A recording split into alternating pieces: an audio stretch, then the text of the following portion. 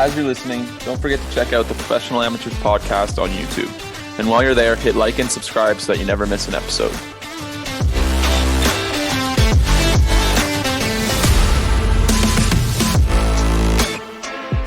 Hello everyone, welcome to episode 32 of Professional Amateurs. It is October the 26th. I don't know why I just said that. Usually don't say the date, but that's fine. Still learning how to do the intros with these things with all this hockey to talk about, but we'll kick things off by seeing how everyone's doing. Jack, what's up? Not much. What's up with you? Oh, just getting ready to film this blockbuster podcast a week into the season, 2 weeks into the season. Ryan, how's it going? It's going all right. It's a pretty nice Oilers jersey you got there. Yeah, added to the collection. Now up to 30, or no, not 30, sorry. 30? Oh, like 8 maybe. 8 out of yeah. 8 out of 30. Estimates. 8 out of 32. He's just rounding up. Oh yeah. Rounding up from 8 to 30. The nearest 30. Just skip over 10 and 20, just 30. All right, it's been a newsy week. We didn't get to really cover like general NHL stuff because we had those Brock boys on, so we kind of focused on Western Canada and Montreal. But yeah, so we're gonna bounce around the league a little bit today. But we got some breaking news, more or less, with regards to the Josh Norris injury. Ryan, you've seen some unfortunate tweets regarding the MRI that came back on the Norris injury. You want to give the spiel there? Yeah, so literally minutes ago, DJ Smith stepped up to the podium, and the first thing on the agenda was Josh Norris, obviously, and it's not good news.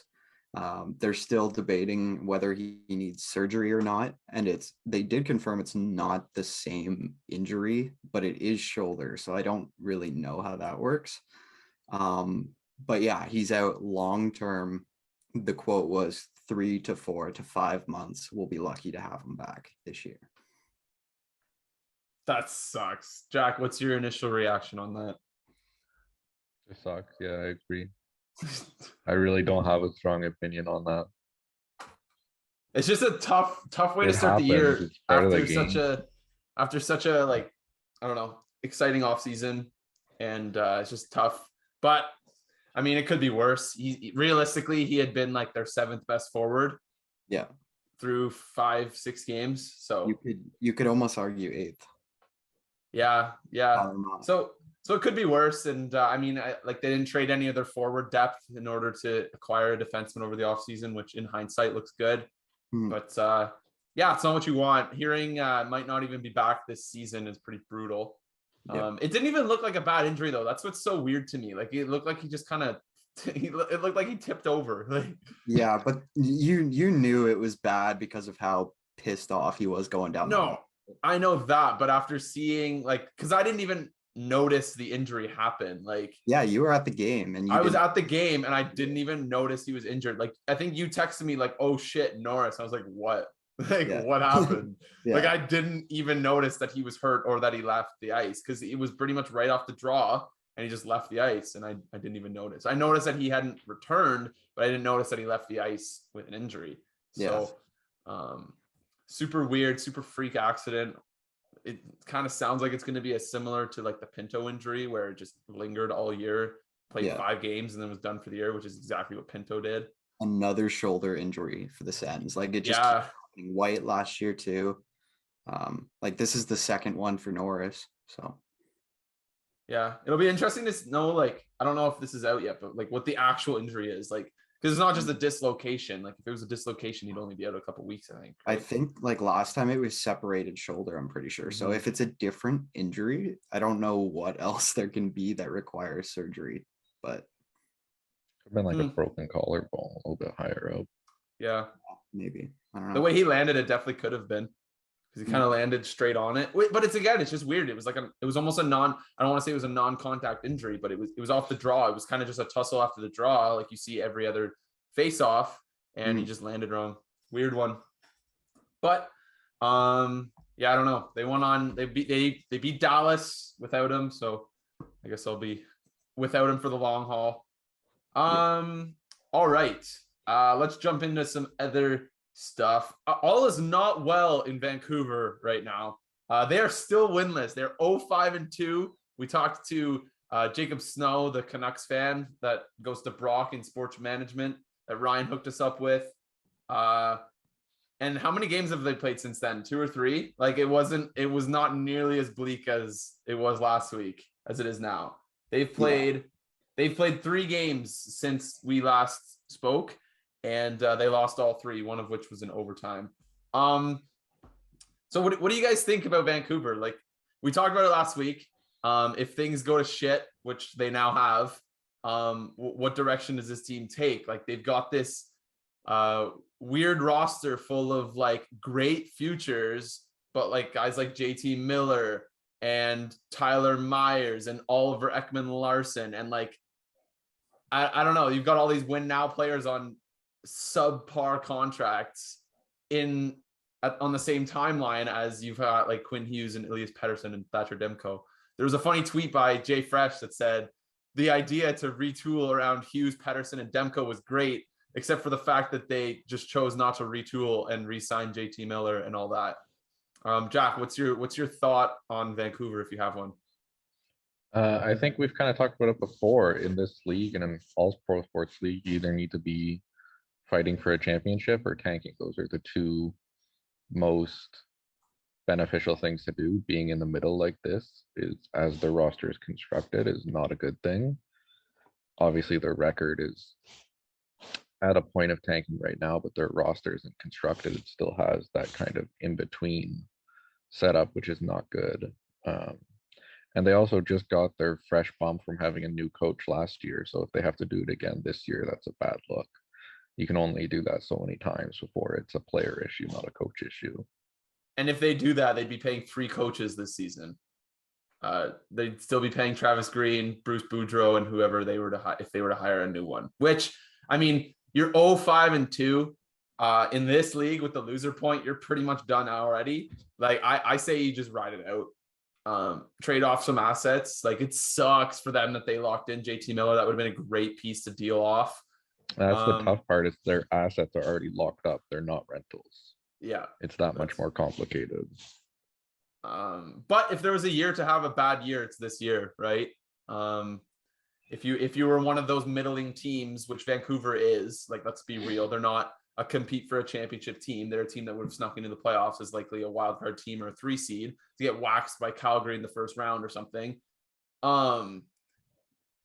This is almost a better sort of situation. Like, obviously, Canucks fans will want to hear this, but this is a better spot to be in than being the 10th seed in the West and fighting for a playoff spot to probably lose in the first round. Because if you get Connor Bedard, you come right back next year and you've got one of the best young cores in the NHL, which they kind of already do. No, they don't. It'd be cool for him to stay out west. It'd be very cool. He's a Vancouver guy. Like, he's playing out west, obviously, in the WHL. Like, we're gonna do this a whole bunch of times, and we've texted about it, but I don't think we've actually talked about it on the show about the teams that we want to get Connor Bedard. I know I'm high on the idea of him playing for San Jose. Jack, I know you're big on. Obviously, you'd want to see Montreal get him. Who are the other teams that you wanted to see land Bedard? I don't even remember now that you put me on the spot. I know we've had that conversation like 3 times. I know you've mentioned Detroit. They would need some lottery luck. I don't even think I considered Vancouver because I just wasn't expecting. I know that's the thing. So now I want to kind of propose this. Now that Vancouver looks like they're going to be in those sweepstakes, Vancouver's at the top of the list for me. It would be pretty cool. Ryan, what about you? Yeah, Vancouver's definitely up there just because of the West Coast connection. I think that would be friggin' awesome. But like looking near the bottom of the standings, I guess right now, wouldn't it be incredible if Columbus got him? Like they are already stacked with sick prospects. Imagine they add Bedard to that. Can you imagine a lot top of line centers of too? Goudreau, Bedard, Line? Yeah. You know how many goals they'd score? Unreal. I think maybe every month we should do like a Bedard watch. Like it feels obviously it's early in the season, but I mean we're 2 weeks in. So maybe 4 episodes from now we do a Bedard watch. 4 episodes after that we do a Bedard watch. Just look at the teams that are in the bottom 5, bottom 10. Could you imagine that the Wild get him? They're gonna make the playoffs. Relax. I know, but like just looking at it now, you said let's reevaluate it, so I'm reevaluating it. How crazy would that be? That'd be nuts. It'd be nuts. You guys imagine Colorado got him? No. Here's one. Minnesota's 26th right now. Chill out. Tampa's 23rd. Imagine if Tampa. Oh wait, no. Chicago has Tampa's pick. Fuck Chicago. They don't deserve nothing. Speaking of Chicago, they're 4-2, which is hilarious. What is this NHL season so far? The NHL is so it looks weird. like a bad Chelsea. Yeah, it does. It really does. Like Nashville hasn't recovered. Have we talked about the idea, or not the idea, but the notion that Nashville and San Jose have been terrible since coming back from Europe? Not on the pod, no. Okay, because like we knew San Jose was gonna be bad, but I don't think Nashville's won a game since coming back from those European games. They played 2 games in Czech against San Jose. They won both games, and they are 0-4-1 since they got back. Dang. Like, is that a coincidence? Do you guys think there's anything to that? I think there's something there. I mean, there might be, but like it's funny that you bring that up actually, because obviously there were so many other factors leading to the Senators' demise, but it really started going downhill when they got back from that global series in Sweden. Mm-hmm. Like they just fell off a cliff when they got back from that. So I don't know. Maybe it does mess with the bodies too much. I think know. the 6-hour time difference. I mean, they I feel like it could mess with the body for the first couple of games, but then you should be recovered. Yeah. Well, that's kind of what it is, right? Still, like they've played 5 games since. You'd think now they'd start to recover, but it's starting to linger. But I mean, at the same time, if you lose 2 and all of a sudden you're on a momentum down, could kind of been the original factor. Like they got smoked by Dallas twice. Like they lost 4-1 and 5-1. And then they lost in a shootout to the Kings. They lost to Columbus, and then they just lost to Philly on Saturday. Wow. And then they play St. Louis tomorrow. And then Washington, Edmonton, Calgary. Like they don't have an easy schedule. I don't know. Like Nashville's another team that could get buried early if they keep losing here. Like that's the thing. I think that I don't know. It's almost like I don't know how to explain this, but now that I'm like really invested in seeing Ottawa like really win games, I'm like really invested in the start of the season and noticing like how important it is to get off to a good start, because making up points in this league is the hardest thing to do out of any league because of the loser point. Like gaining points on teams is the hardest thing to do. It's harder to oh my god, it's harder to do in this league than it is in other leagues, making up ground because of that loser point. And so seeing like the fact that Vancouver hasn't won a game in their first 7 games, like the fact that we can almost write them off of playoffs 7 games in the season is wild. Like, and I think too, in like comparison to say the NFL where they only play a fraction of the games, it's easier to see how like a divisional game matters more. Right. And in the NHL with the bigger schedule, you kind of get lulled into like the mid-season. Who cares? Like it doesn't matter if you have a bad streak at the start, everyone has a bad streak. But in reality, if you lose 5, 6, 7 games in your division, good luck. Yeah, exactly. But like, yeah, the point system is so like chaotic because Ottawa barely moved up the standings at all after winning 4 straight, but then they jumped up to 3rd in the division last night because of their like division opponents lost, and now they're higher in points percentage. Like it's just crazy how it works. I don't know. Like, wouldn't it be cool if they just went by like just straight up records? Like just wins, losses? Yeah. Kind of like how the NBA does? Yeah. It'd be interesting. I want to see a 3-2-1 format.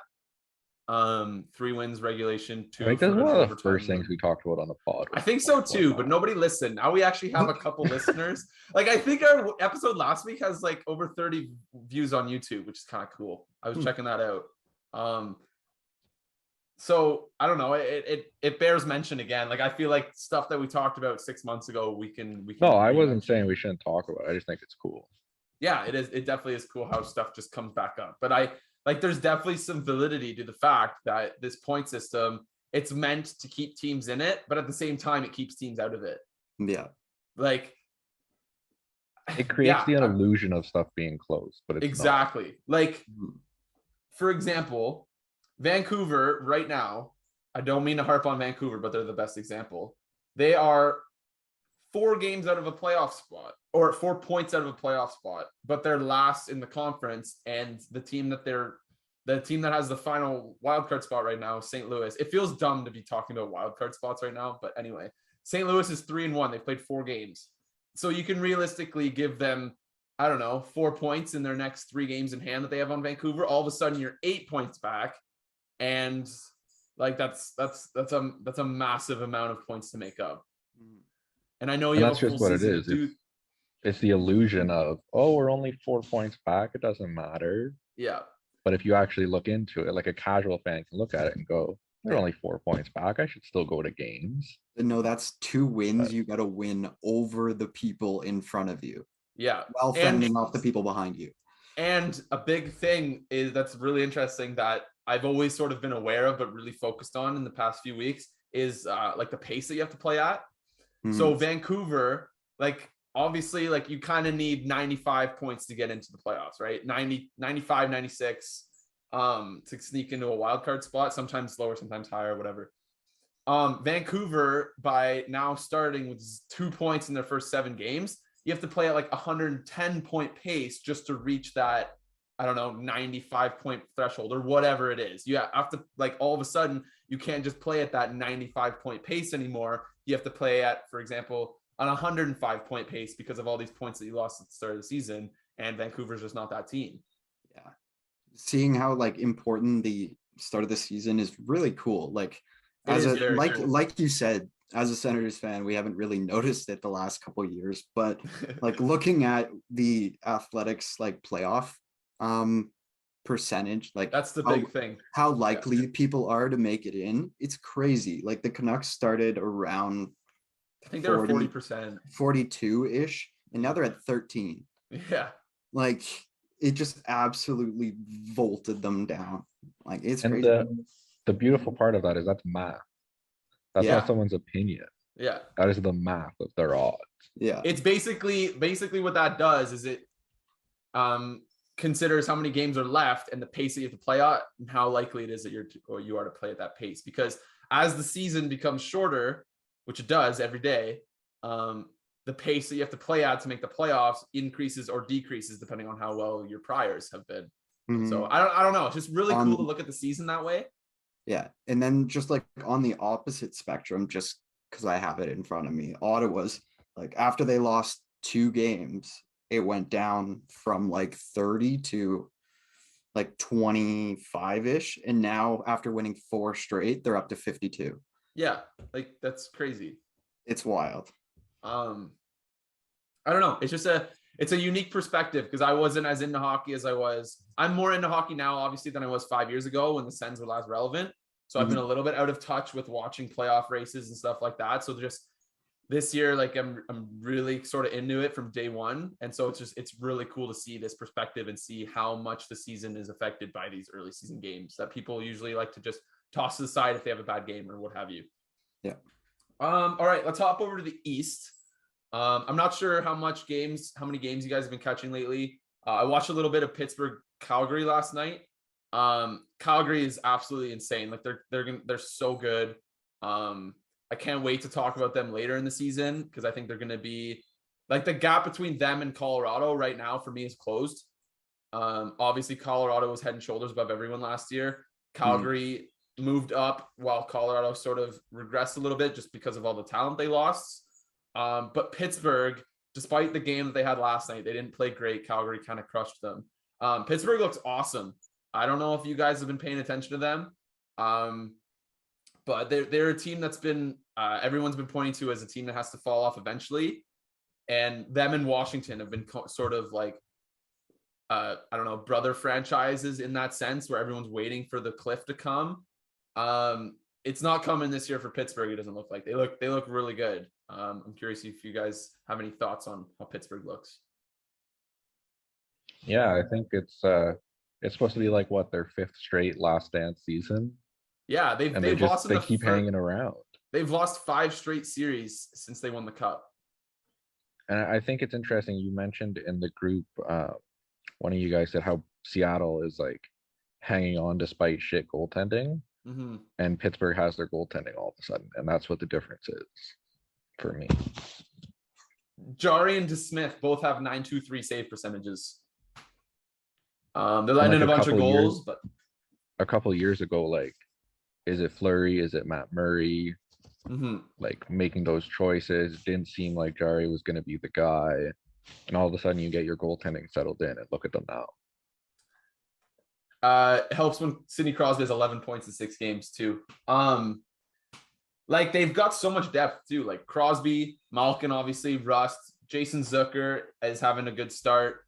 Jeff Carter on your third line's never a bad thing. Jake Gensel's one of the least talked about studs in the league.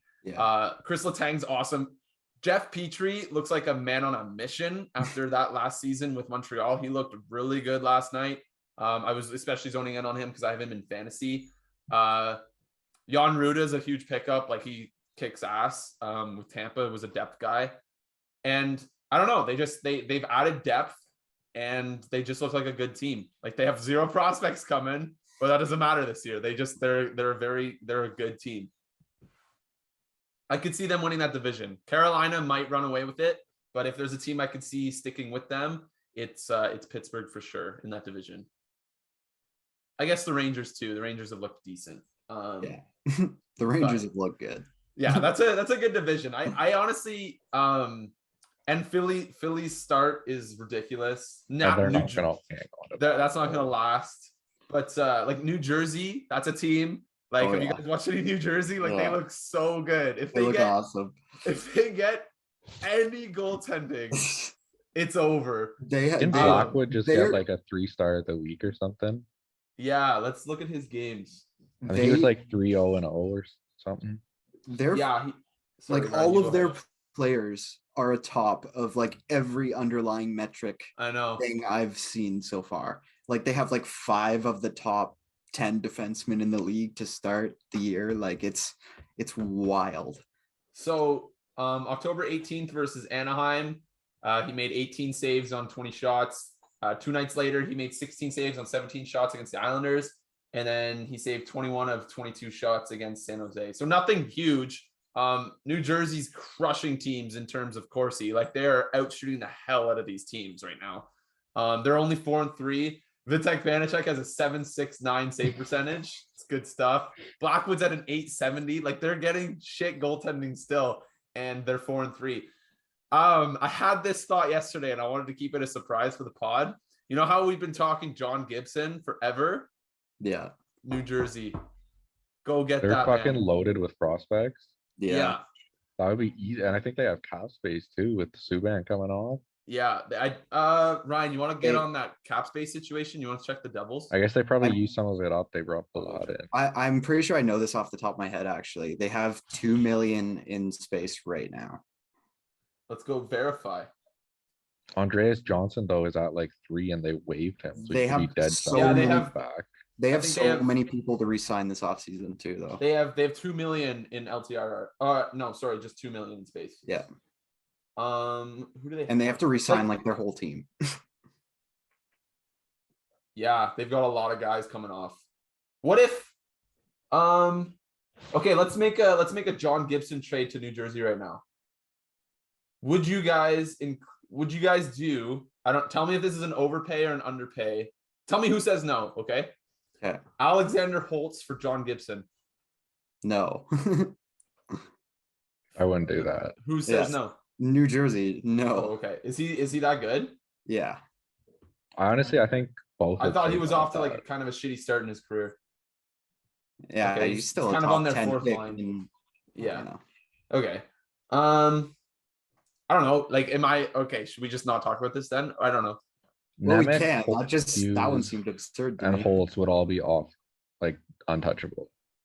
Yeah. I don't know. I just didn't think Alexander Holtz was all that. I haven't really. He was a top 10 pick in the Stutzla draft. Yeah, I know, but you got to give up something to get John Gibson. I don't know. I think he could. This team makes playoffs easily with John Gibson in net. Anaheim will take your first. I don't know. I don't have their assets up in front of me, so I know. I can't think of their prospects off the top of my head. They've got New Jersey has all their picks except for their third in this coming draft, which I would assume is from the John Marino trade. Yes.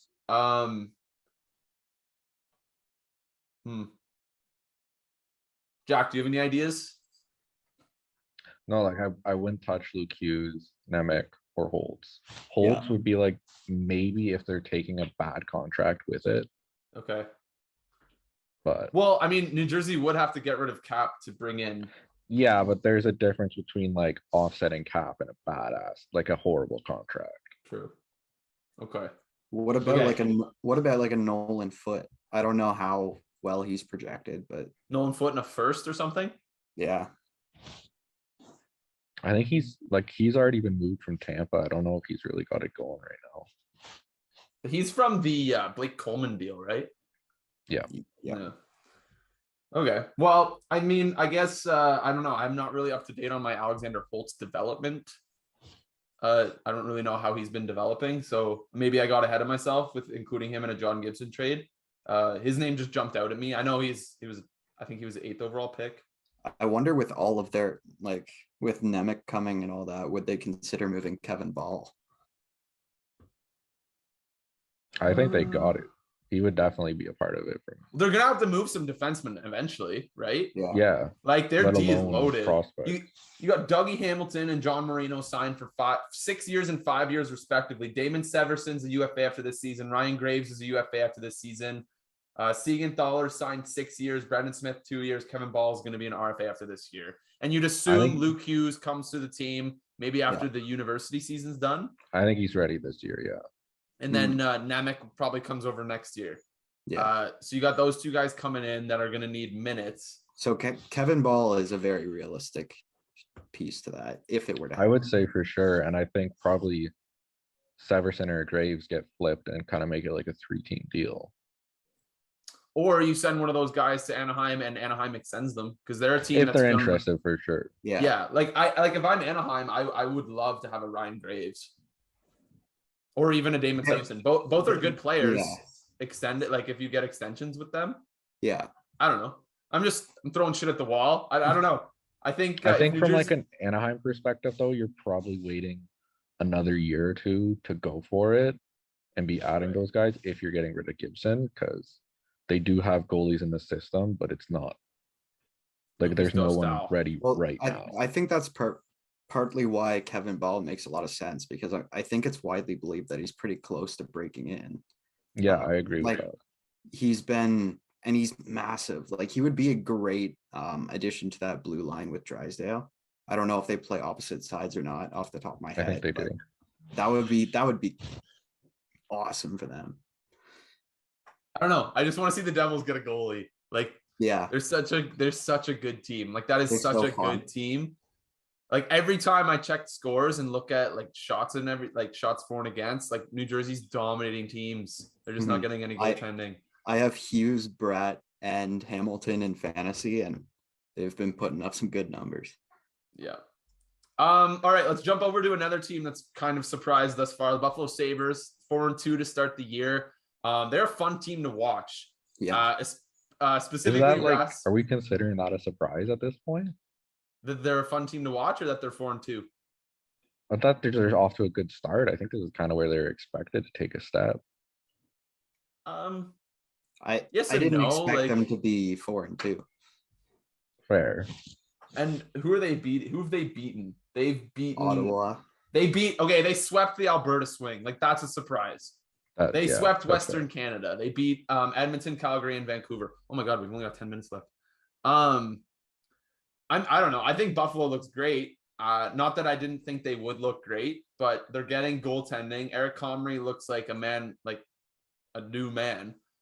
Did the Jets let him go for nothing too? Yeah, they did. I think they waived him. And he was like a top goalie prospect for a while, and he just kind of never panned out behind Hellebuck. But Craig Anderson's playing amazing. He's only played 2 games, but whatever. But Rasmus Dahlin, the early season Norris candidate, he's always sort of been on the. Pardon? Rocket candidate. Rocket candidate. He's always been on sort of the periphery of the elite young defenseman conversation. Like it's always been for the last 2 or 3 years, it's been Makar, Heiskanen, Fox, McAvoy. But Dahlin, like, is Dahlin there yet for you guys after 5 games this season, or was he already there? What do you guys think? I definitely didn't have him in that same tier before this season at all, but it's just hard to ignore what he's done now, especially like having the chance to watch him for a full game against Ottawa. He just dominated that. Like for his goal, he just walked through the entire team and made it look like it just looked crazy easy. Mm-hmm. And he's doing that more and more every game. So he's definitely there for me now. And him and Power on that blue line for however long they'll be. Oh, did we lose Ryan? Oh no, there he is. So, Hello. Okay, there he's back. Jack, what are your thoughts on Buffalo so far? yeah, they're exciting. Just love the vibes. I think we talked about it before. Ever since Eichel left, the vibes have just been trending up, and I would say for Dahlin, I don't know if I would have been confident enough to put him in that top tier, but as you said, he was always right there. And this has been his first chance with a positive work environment as well as like talent around him. He's been kind of stuck going through it in Buffalo, and all of a sudden he's probably a little bit happier each day going to the rink and just having a good time. And we're finally seeing way back when at the World Juniors, he was playing for Sweden and he looked like he was 25 playing against 16-year-olds. Right. It feels wild. It almost feels unfair that Buffalo has 2 number 1 overall picks on the left side of their D for the next 10 years. Rasmus Dahlin And like Dahlin Power. he's not necessarily even a late bloomer. No, he's just like it feels like he was. Like it feels like he's been in the league a while, but really he's just on track. That's how defensemen develop, because in the last few years, all these guys are becoming studs immediately. So it's kind of skewed our interpretation of how defensemen should develop. Like this has always been how defensemen develop. It takes 3-4 years for them to get going. Yeah. And even just in general too, like it's what, his 5th season now? 4th. He was, anyways, my point is same draft as Brady, right? And like we can see 5th year. We can see Brady breaking through this year too. Like not everybody gets there within the first 2-3 years. Right. And now he's proving to the whole world that he has Norris capable play in him. Yeah. I think just with today's day and age where everything is so fast and pretty much instantaneous, people think that guys are busts at the age of 21 years old. Yeah, this is not the case. Every top 10 pick has to come over for their 18-year-old season. Yeah. Like Slafkovsky and Wright, for example. We wanted to touch on this anyway, so we'll do this super quick. Like both guys, it came out this week that both guys are going to be sent back, like Slafkovsky to Laval and Wright to Kingston after their 9 games. And that is objectively the correct decision for those guys, I think. Well, even before the draft, like that was, even when I had Shane Wright going 1, I only expected 9 games out of him. Yeah. He missed a year of his junior development. Yeah. He should be going back. People ignore that way too much. It's cool. Yeah, they definitely do. It's cool that they got their taste. I don't know if Wright scored, but Slafkovsky like got his goal. He's endeared himself to the fan base, and now go dominate the AHL for a season, and then come back next year and be like a rock star. And like a similar thing can be seen with Philip Mazar, the other Slovakian Montreal took in the first round. They gave him 1 game at the AHL level, played on the 4th line, but got to see up close what pro hockey looks like. They sent him to the OHL. Kitchener had his rights. He put up 4 points in his first game. Right. Like all of a sudden, his confidence sky high. He's not worried about, I got to make a name for myself in the 11 minutes I'm getting. Shane Wright's getting like 8 minutes. And he's supposed to prove himself as an NHLer. Like, how is that going to work ever? Never. It won't. Ryan, do you have anything else on that? Nope. Not really. Like you said, I just don't really understand putting these kids in these spots, like specifically Wright. Why is he here playing 6 minutes a night? Yeah. Like it doesn't make any sense. Like he picked up 1 assist, but like what do you expect from him playing on the 4th line? It almost just feels like he's been hyped up for so long that it just felt like he just feels like the kind of prospect that should start his career in the NHL, but he's just not ready. Like he's just not ready. Yeah, he missed a full year plus of hockey. Like and Beniers waited a full year before he had his debut. Yeah, he played a full year of college hockey, then came in when it was garbage time, not when your team's expected to do a hell of a lot better than they did last year. That's a good point too. Like we're seeing more and more players take the extra year at college and come in and absolutely destroy like right away. Like I don't know. It can be a good decision. I don't know. And like Fantilli, I think it is for the 23 draft, is a Canadian that went the college route. And he's at Michigan, right? Yeah, he's just dominating. Him and Luke Hughes. Oh, he's on pace to break like every record in the NCAA, and he's a young player. Yeah, it's crazy. I don't know, the college route, it looks better and better compared to the CHL. I think it just is. We should have that debate sometime. I don't know if we have had that debate, but I think we wanted to in like our original episode and never got to it. I had it. Yeah. There were a lot of things we didn't get to in our original episode, even though it was like an hour and a half. It was an hour and a half, and there was like a lot of stutters and dead silence. Didn't know how to edit, so it was just dead silence. So we got about 2 minutes and 40 seconds left. So Ryan, you mentioned wanting to do a Pro-Am Player of the Week. I don't know if we have enough time for this, but we can maybe do a little quick trial. Do you guys have one? I have 3 in case you took my first 2. Okay, well, I have one. And I only brought 1. Okay. Okay, well, you guys go ahead. Okay. And then are we going to expand on them, or are we just going to like give whatever we got in 2 minutes. Go. Okay. Yeah, just go quick. Stop talking about it. Mine's Tyler Seguin. I went to the Dallas game, Ottawa against Dallas, and he looks like a different player. Like he's been slow the last few years dealing with injuries. But he doesn't look like a $10 million player, but it looks like Tyler Seguin is back and Dallas looks awesome. Mine is Derek Brassard. Earns a PTO, comes in, and now he's going to be slotted in for the second line, probably for at least a couple more games. Scores in his first game. Good for him. Jack, rattle your 3 off. I want to hear the reasons as well. Oh, you want all 3? Arbor Xhekaj from Costco to the NHL. He's got his first goal. Fucking dummied Zach Kassian. Oh my God, we didn't even talk about that. And I don't know how we missed talking the true reason. He's got a creative nickname, which hockey just hates. Yeah. And that puts him above and beyond. Congratulations, Zach Kassian's my runner-up for being relevant again for the first time in a while.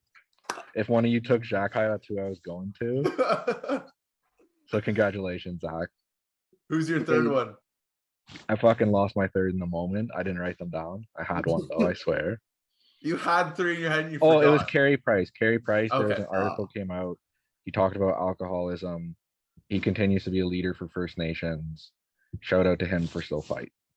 Awesome. So next week we'll maybe allot a little bit more time for this Pro-Am Player of the Week, or maybe we'll just do it like once a month. I don't know. But yeah, so that was pretty cool. I think Arbor Xhekaj is the guy. I can't believe we forgot to talk about him. That's brutal. I know. 40-minute time constraint killed us today. All right, that'll do it for this 30-second episode of Professional Amateurs. We'll catch you next week.